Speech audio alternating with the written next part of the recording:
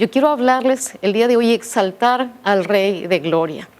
Y en este tiempo en que celebramos la Navidad y se celebra de muchas diferentes maneras, se celebra en la mayor parte del mundo, algunos se cuestionan y también creyentes se cuestionan acerca de, ¿debemos celebrar la Navidad? ¿Es simplemente una tradición? ¿Son una serie de hábitos, de costumbres mundanas? ¿Qué es lo que para nosotros como creyentes es la Navidad y por qué celebrarlo, por qué no? Yo creo que cuando realmente conocemos la palabra y entendemos el propósito por el cual Dios se hizo hombre y vino a la tierra, somos los que más deberíamos estar celebrando la Navidad con gran gozo y con una gratitud en nuestro corazón de saber que aquel Dios de la gloria se hizo hombre para poder salvar a la humanidad. ¿Cómo no celebrarlo? Independientemente de los adornos que pongan, de si esto o lo otro, qué significa, a mí en lo particular, algo que no puede faltar en mi casa es armar un nacimiento, porque yo sé que no está naciendo cada año Jesús, que no vuelve a convertirse en un niño como algunos por costumbre recién ponen la noche del 24 el niño allí en el pesebre, pero lo cierto es que lo más importante es el significado de aquel Dios que se hizo hombre. Así que sí, vamos a ir a la palabra y vamos a exaltar, como les dije en este tiempo, aquel Rey de Gloria y del cual estaba profetizado en su palabra a través de los siglos que vendría un Salvador. Hay muchas escrituras, vamos a ver solo algunas, pero como les dije, vamos a entender que el Espíritu Santo revela en nuestros corazones que ese Jesús, ese Salvador, que es el significado de su nombre, vendrá nuevamente a la tierra, pero esta vez como el Rey de la Gloria. Vamos a ir primero a Isaías, el capítulo 9, el versículo 6, dice, porque un niño nos es nacido, un hijo nos ha sido concedido. Sobre sus hombros llevará el principado y su nombre será Consejero Admirable, Dios Fuerte, Príncipe de Paz. Algunas escrituras yo se las voy a leer también de la Biblia interlineal, hebreo, español o griego español, según sea Antiguo o Nuevo Testamento. Aquí está escritura de Isaías, fue escrito originalmente en hebreo y miren lo que dice en el original, porque niño nos es nacido, hijo nos es dado y será el dominio sobre su hombro y se llamará su nombre Admirable, Consejero, Dios Fuerte, Padre de Eternidad, Príncipe de Paz. Uno de los términos que yo quiero resaltar en varias escrituras es justamente el término dominio. Y en el original está esta palabra dominio que no está en muchas traducciones. Y dominio nos habla de autoridad. No toda persona puede tener dominio. Este Rey de Gloria. Acá vemos en esta escritura que el dominio sobre su hombro, Él tiene autoridad. En el Salmo 72, versículo 8 dice, dominará de mar a mar. O sea, no hay lugar en este mundo que no esté bajo su dominio. Y tal vez en este tiempo no vemos el dominio de este Señor, de este Rey de Gloria, pero viene pronto para reinar. Y la continuación dice, y desde el río hasta los confines de la tierra. Y esto quiere decir que no hay lugar que no estará bajo el dominio. Esto ha sido profetizado y lo veremos muy pronto. El Rey de Gloria tiene dominio sobre la tierra porque Él la creó. La Biblia dice, suya es la tierra y su plenitud del mundo y los que en Él habitan. Y aún aquellos que le han dado la espalda, que no se acercan a Él, que no quieren saber nada de Él en su vida, también le pertenecen porque Él es el creador. Y aún aquellos que no han venido a Él son sus criaturas, le pertenecen. Algunos dicen, yo puedo hacer con mi vida lo que yo quiero. Dios nos ha dado esa libertad, sin embargo, se olvidan o ignoran que le pertenecemos a Él. Vamos al Salmo 89, quiero leerles los versículos 11 y 14. Dice, tuyos son la tierra, lo mencioné hace un momento, tuya es también la tierra, tuyos son los cielos, tuya es también la tierra, el mundo y su plenitud, tú los fundaste. Él los estableció y los creó, le pertenecen. Y muchas veces nosotros en intercesión cuando oramos, también oramos por nuestro país y declaramos, tuyo es el Perú y toda su plenitud. Esta tierra y todos los que aquí habitan, hágase tu voluntad en la tierra, hágase tu voluntad en nuestra nación. No debemos perder de vista que esta tierra le pertenece a aquel que es el Rey de la gloria. Estos son sus dominios, y aunque en este tiempo, temporalmente y durante muy poco tiempo más, estará bajo el Dios de este mundo, realmente viene el Rey a tomar posesión de su tierra, y entonces establecerá su reino aquí en la tierra y dominará, y veremos el cumplimiento a plenitud de estas escrituras. El versículo 14 dice: la justicia y el derecho son el fundamento de su trono. La misericordia y la verdad van delante de su rostro. La justicia y el derecho. Gracias a Dios, ese rey no será una autoridad corrupta, no será una autoridad malvada, perversa, injusta. Y cuando creyentes estén ante su presencia, Él, que es el justo juez, les hará que reciban conforme a todo aquello bueno que han hecho, porque no será un lugar de un trono de juicio, sino de misericordia y de retribución. Sin embargo, los incrédulos también recibirán conforme a sus obras, porque Él es un juez justo. Tal vez vemos mucho en nuestro medio de jueces corruptos, de autoridades, de reyes, porque aún en la tierra, en algunas naciones hay reyes, pero nadie jamás se comparará al Rey de la Gloria, que es el justo juez. La justicia y el derecho son el fundamento, el cimiento de su trono. Así que, aun cuando impíos sean juzgados, nadie jamás podrá decirle que es injusto su juicio, porque la justicia es parte de su naturaleza. Y habla aquí justamente de que ese Rey de Gloria tiene un trono, como decía esta escritura, que está fundado sobre justicia y derecho para las personas. No es, como dije, un rey perverso. Nadie podrá acusarlo de injusto, porque su naturaleza es la justicia. Ahora quiero leerles una escritura también en Daniel, el capítulo 7, los versículos 13 y 14. Y conocemos a Daniel, aquel que se resistió a postrarse ante un rey impío, al cual él servía, pero no adoraba. Se negó a postrarse ante él, se negó a postrarse ante una imagen, se negó a dejar de orar y de adorar a aquel que era su Dios.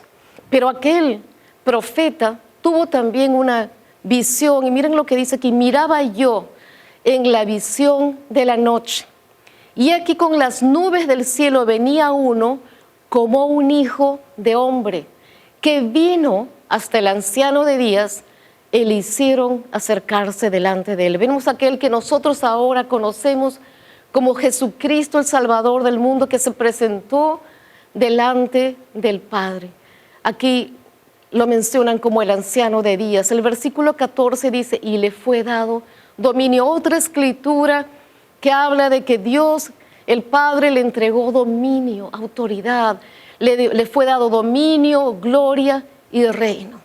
Él tiene un reino. Como dije, ese reino está ahora solo en los cielos, pero muy pronto ese reino será también establecido en la tierra. En poco tiempo, el cumplimiento de las profecías son que después de ese breve tiempo, esos 7 años de tribulación, Jesús vendrá con su gloria, en su gloria, ya no más como un hombre.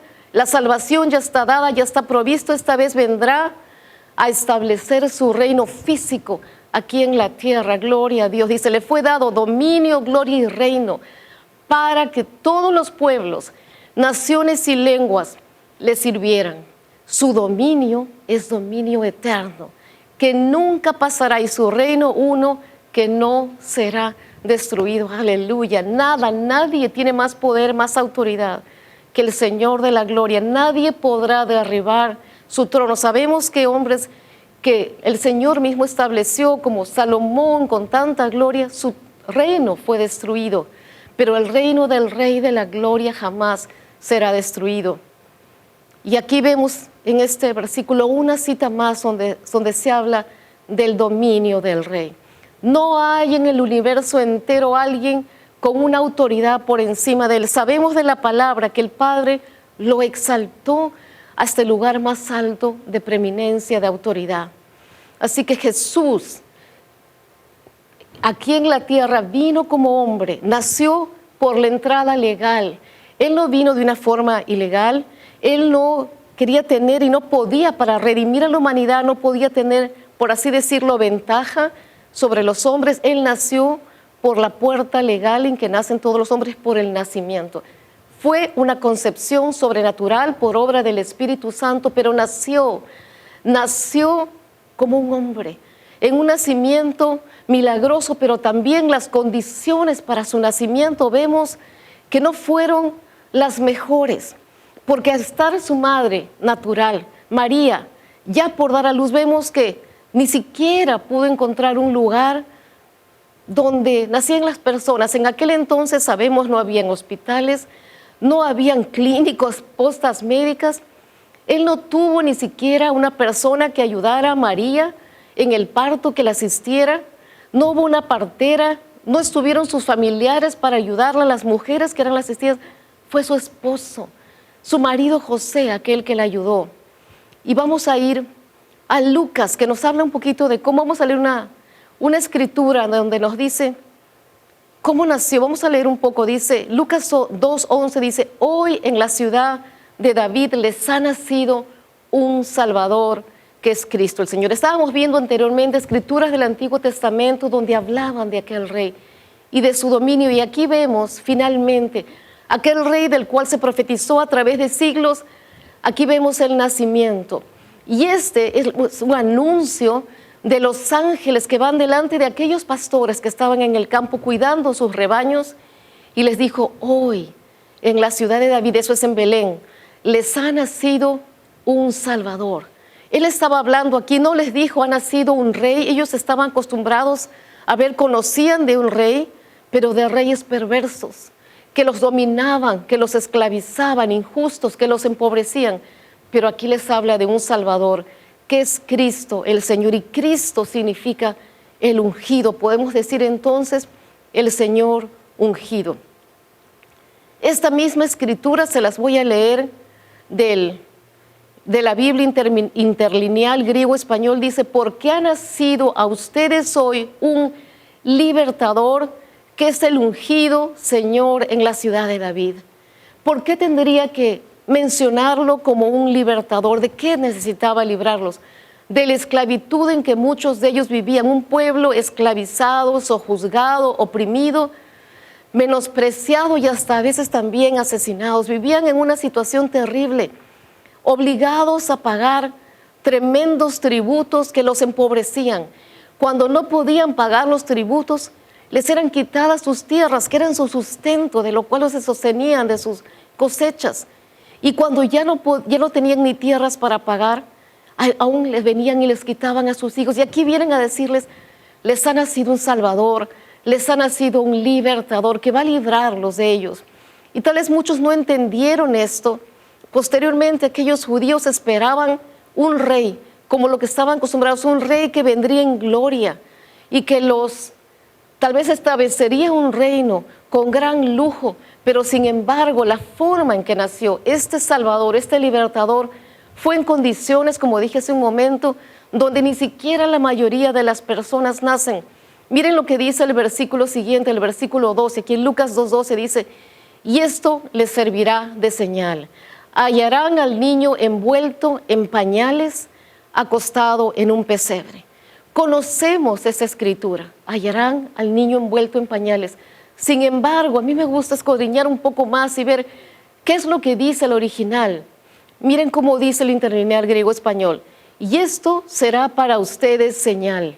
Hallarán al bebé que ha sido envuelto en bandas de tela, en un comedero de forraje. Y esto me impacta, porque el Señor vino con tanta humildad, ni siquiera tuvo un hogar, una casa que lo acogiera en el momento de su nacimiento. Hubo oposición para que naciera aquel Rey de Gloria, que ni siquiera le dieron en un lugar limpio, decente, donde nacer, sino conocemos un pesebre, pero como en nuestro contexto no entendemos mucho qué es un pesebre, y en los nacimientos se pone muy lindo el burrito, la ovejita, la vaca por allí, pero sin embargo, si entendemos cómo fue este lugar, era el lugar donde no pernoctaban personas, sino donde pernoctaban los animales. y lo envolvieron, ni siquiera como en la versión que decimos, lo envolvieron en pañales, no, bandas de tela, tiras de tela, tal vez tuvieron que rasgar para poder envolverlo, tela para poder cubrirlo, y en un comedero de forraje, porque eso que vemos tan bonito, no se ve que lo pusieron como si José le hubiera podido construir como carpintero una camita y le puso como colchón un poco de paja.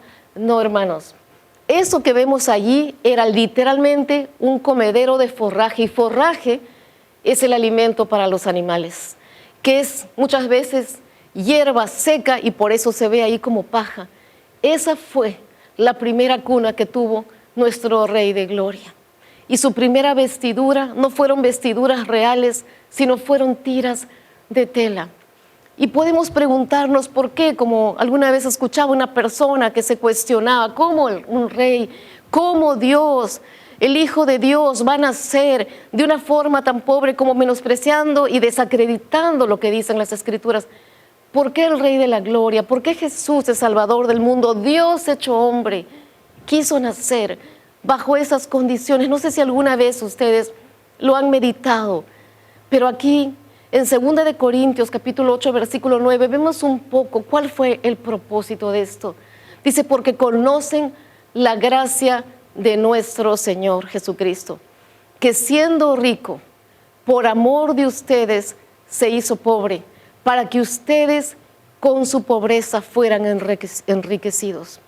Esto se está explicando, sabemos aquí que es Pablo quien está relatando esto, pero fueron ¿cuánto tiempo después del nacimiento de Jesús? Mucha gente no pudo entender el nacimiento de Jesús bajo esas condiciones, pero Él, el Rey de la Gloria, en la presencia del Padre en los cielos, donde no hay escasez, donde no existe pobreza, donde todo es glorioso y maravilloso, perfecto. ¿Por qué esa diferencia tan abismal y nacer así? Porque Él, siendo rico, por amor a ustedes, dice, por amor a la humanidad, se hizo pobre para que con su pobreza fuésemos enriquecidos. Y esto tenemos que pedirnos, Señor, revélalo, para que pueda entender lo que no es tu voluntad, ni significa tampoco humildad vivir en pobreza. Esa no es la voluntad de Dios, es la voluntad del enemigo de Dios, del diablo, para la humanidad. Que la gente tenga necesidad, escasez, pero acá dice que por amor a nosotros se hizo pobres para que pudiéramos ser enriquecidos. Fue un intercambio. Al entrar en pacto con Jesús, el ungido, el Señor ungido, que tomó nuestra pobreza para que llegáramos a ser ricos. Y sabemos también que la Escritura dice que Jesús nos redimió de la maldición de la ley, que era una maldición triple, de la enfermedad, de la muerte y de la pobreza. Por lo tanto, ninguna de esas cosas hacen humilde a nadie y mucho menos le traen gloria al Rey de la Gloria. Y al mencionar esas cosas, que si te está enseñando algo el Señor, siendo pobre, llevándose a alguno de tus familiares, dándote enfermedades, perdón, pero eso solo glorifica al rey de este mundo, al enemigo de Dios, y no a Dios, porque la palabra de Dios dice algo totalmente diferente. Miren lo que habla de ese Rey de Gloria, el Salmo 24, versículos 7 y 8. Levanten, oh puertas, su cabeza, levántense puertas eternas y entrará el Rey de Gloria. ¿Quién es este Rey de Gloria? El Señor fuerte y poderoso, el Señor poderoso en batalla. Y cuando el Señor establezca su reino físico aquí en la tierra, allá en esa tierra bendita, esas puertas se abrirán para que entre el Rey de Gloria. Entonces, nuevamente nos cuestionamos, ¿por qué este Rey de Gloria no nació en un palacio? ¿Por qué nació bajo tales condiciones? ¿Por qué no vino en su gloria como un hombre?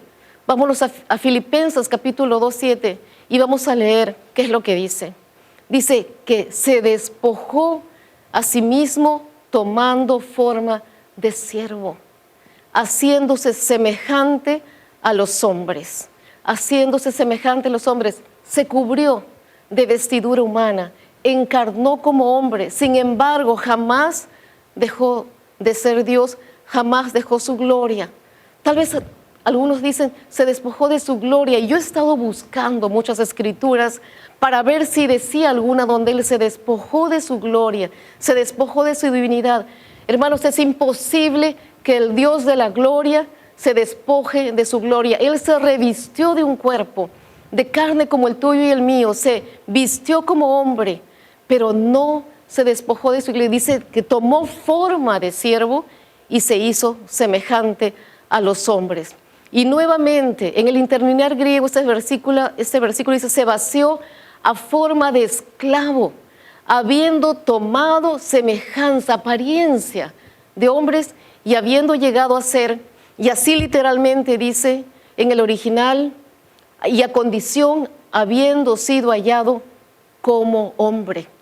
Y esto nos hace recordar que cuando Jesús se manifestó, ustedes se acuerdan, de aquellos 12 discípulos, él tenía unos más cercanos y llamaba aparte a Pedro, a Santiago y a Juan, y ante ellos se transfiguró. Y eso fue aún antes de haber resucitado. Jesús aún no había muerto ni había resucitado. Sin embargo, ante ellos por un momento él se transfiguró y ellos pudieron ver algo de su gloria. Y sabemos que se manifestaron en ese momento Moisés y Elías delante de él, y aún Pedro le dijo, ¿quieres que hagamos 3 enramadas para ustedes? Pudieron ver un poquito de aquella gloria. Él no había dejado su gloria, se vistió de un cuerpo, porque había venido con un propósito para como hombre recibir la condena de la humanidad por el pecado y poder redimir de manera legal como hombre a los hombres, a la humanidad.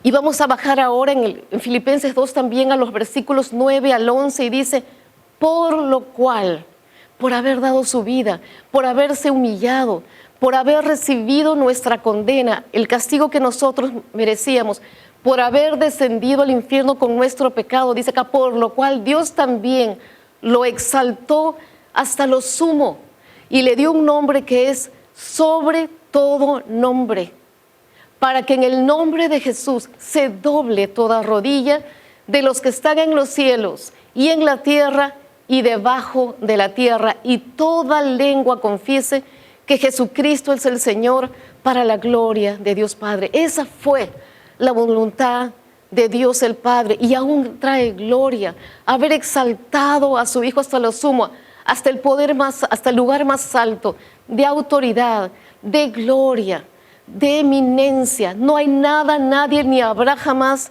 alguien por encima de Jesús. Y sabemos que aquel perverso quiso poner su trono junto al trono de Dios, pero recibirá también muy pronto el justo castigo por semejante rebelión.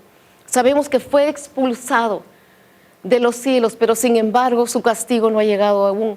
Pero aquí vemos que el Padre lo exaltó hasta lo sumo y le dio un nombre por encima de todos. Esto significa un nombre que tiene toda la autoridad. Por eso nosotros necesitamos tener fe que ese nombre, cuando lo declaramos, porque Él nos dio autoridad en su nombre, las mismas obras que Él hizo también las haremos nosotros, porque Él fue el Padre, como dice la Escritura.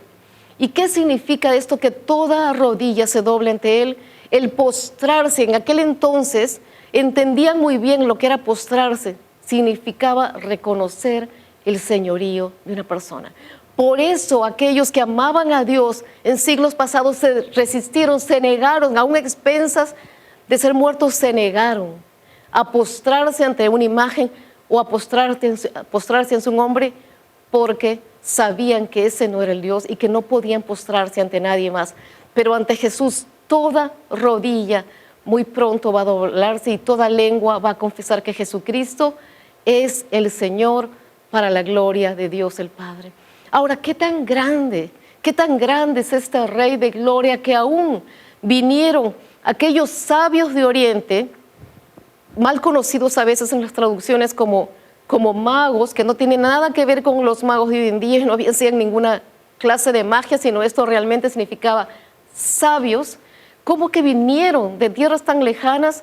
En algunos escritos, por ahí he leído que decían que eran también algunos de ellos reyes de diferentes, de Asia, de África, que venían trayendo sus regalos, lo mejor que podían traer para aquel rey, para ofrecérselos, porque ellos reconocieron que ese era aquel de quien se había profetizado aquel rey de los judíos, y vinieron para adorarlo. Vamos a ver lo que dice la Escritura en Mateo capítulo 2, los versículos 1 y 2 y luego el 11. Dice, Jesús nació en Belén de Judea en los tiempos del rey Herodes. Como les dije hace un rato, ellos conocían acerca de reyes, pero este era un rey perverso que se consideraba a sí mismo como Dios y que no tuvo ningún escrúpulo en mandar a asesinar niños cuando estos sabios de Oriente vinieron y le dijeron que venían a adorar al rey de los judíos. Pero sigamos leyendo, dice, en aquel tiempo unos sabios que venían desde el Oriente llegaron a Jerusalén y preguntaron, ¿dónde está el rey de los judíos que ha nacido? Porque hemos visto su estrella en el Oriente y venimos a adorarlo. Pues por así decirlo, se le movió el piso a este rey, a este hombre tan lleno de orgullo y de soberbia. Otro rey, alguien que le iba a hacer competencia, y entonces dijo, con mentira y con engaños, ¿dónde está? Porque yo también quiero ir a adorarlo, cuando sabemos que esa no era su intención, sino quería ir a matarlo. Pero ¿cómo sabían estos sabios? Porque estaba profetizado que debían seguir aquella estrella, algo también sobrenatural, una señal en los cielos de aquel rey que vendría. Y en el versículo 11 dice, cuando entraron en la casa, vieron al niño con su madre María y postrándose ante él lo adoraron. Estaban reconociendo que ese niño era el rey del cual se había profetizado desde siglos antes. Dice, luego abrieron sus tesoros. Hermanos, no era simplemente cualquier regalo. Ellos trajeron tesoros. Ellos trajeron lo mejor que podían traer. Dice, y le ofrecieron oro, incienso y mirra. Y tal vez en estos tiempos el incienso y la mirra no significan mucho para nosotros, pero en aquel entonces, como les digo, era lo mejor que podían traer. Y dice, postrándose, lo estaban adorando. Aún cuando recién estaban manifestando, y era un bebé ante el cual se estaban postrando, ellos estaban reconociendo que aquel bebé era realmente el rey enviado de los cielos. Aquí, como les digo, al adorarlo, estaban reconociendo su divinidad. Y la Biblia nos habla de un futuro rey.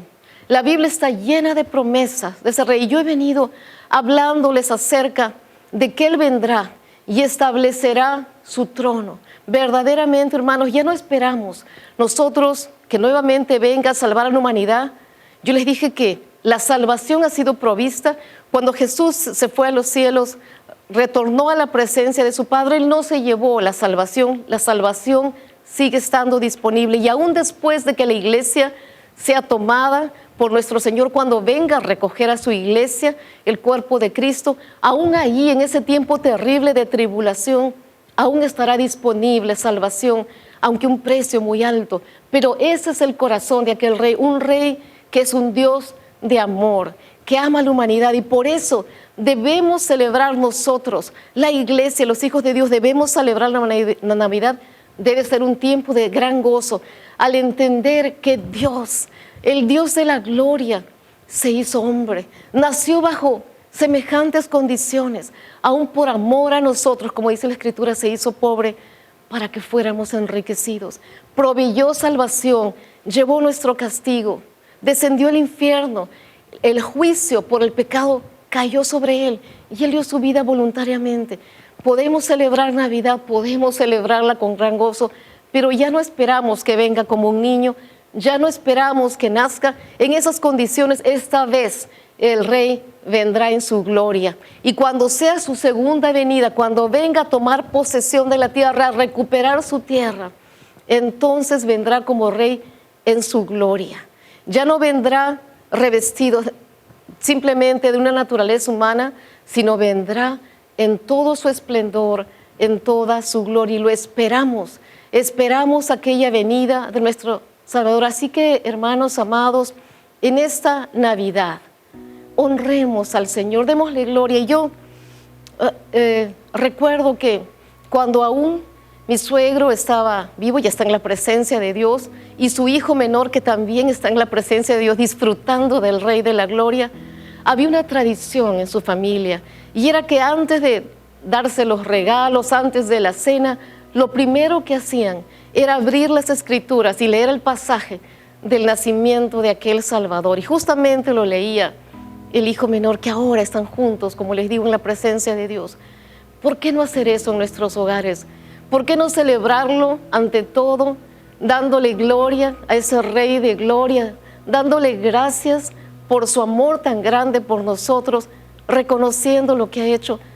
No critiquemos lo demás, que si arbolito, no arbolito, que si esto o lo otro, sino celebremos a aquel que merece nuestra adoración. Amén. Y si tú tal vez no has recibido aquel bendito Salvador, aquel Rey, y no le has entregado tu vida, tal vez no sabías todo el propósito del cual, por el que vino a la tierra, por qué celebramos, y tal vez te molestas. Hay gente que en estas fechas, en vez de alegrarse, se entristece, y eso es por obra definitivamente del diablo, que quiere que en vez de que la gente celebre el nacimiento de aquel Salvador, pone en mucha gente depresión, gran tristeza. Pero no es un tiempo de tristeza. Él quiere que sea para ti también un tiempo de gran gozo. Así que yo quiero invitarte a que recibas a ese bendito Salvador, independientemente de qué hayas hecho, de qué errores hayas cometido en tu vida. La sangre de Jesús es más que poderosa, dice la palabra, para borrar y limpiar todo pecado, y que quedes como si nunca hubiera existido al recibir a ese Salvador. ¿Por qué? Porque Él murió pagando el precio por los pecados de toda la humanidad. Así que te invito a hacer una oración conmigo. Señor Jesucristo, en este día en que se recuerda tu nacimiento aquí en la tierra, que viniste al mundo como un Salvador para salvar a la humanidad de toda condenación, yo ahora te entrego mi vida. Perdona mis pecados, límpiame con tu sangre preciosa y dame vida nueva. Amén, amén. Él solo espera la oportunidad de una invitación. Él no se mete en la vida de una persona sin una invitación, así que invítalo a ser parte de tu vida.